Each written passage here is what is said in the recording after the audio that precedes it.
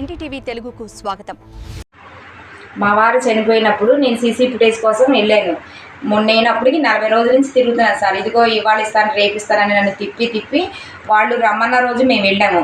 మేము అక్కడికి వెళ్ళిన రోజు మమ్మల్ని ఇద్దరినే 2 సీసీ ఫుటేజ్ తీపిస్తారని చెప్పి వాళ్ళు ఒక 20 మందిని ధర్మల ఎంప్లాయీలని ఇంకా ఆయనకు అనుకూల అయిన వాళ్ళందరినీ పిలిపించుకొని హాస్పిటల్లో కూర్చోబెట్టుకున్నాడండి.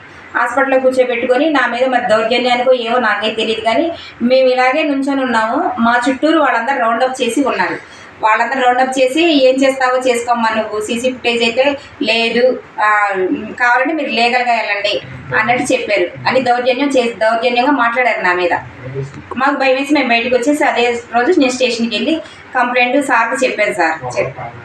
వాళ్ళ మూలాన్ని కూడా మాకు ప్రాణహాని ఉంది, వాళ్ళందరూ ఎవరో నాకు తెలియాలి, వాళ్ళందరూ దేనికి వచ్చారో తెలియండి, వాళ్ళందరి మీద కూడా కేసు కట్టండి సార్, కేసు కట్టాలండి వాళ్ళ మీద కూడా.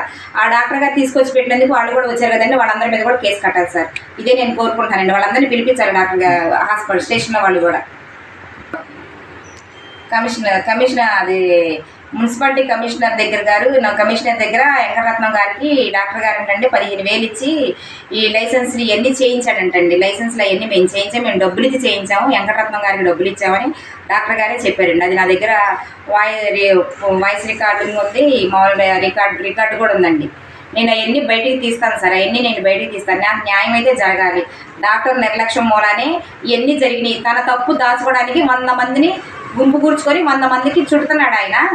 దేనికి చుడుతున్నాడో నాకైతే తెలియట్లేదు కానండి, తన తప్పు అయితే దాచుకోవడానికి 100 రకాలుగా ప్రయత్నిస్తున్నాడు సార్. నేనైతే ఎంత దూరమైనా వెళ్తాను, నాకు న్యాయం జరిగేంత మాత్రం నేను వదలను. నేను అక్కడ కలెక్టర్ దగ్గరికి వెళ్ళి కూర్చుంటాను. నా దగ్గర ఉన్న ఎవిడెన్స్ అన్ని తీసుకెళ్ళిపోయి కలెక్టర్ దగ్గర కూర్చుంటాను నేను.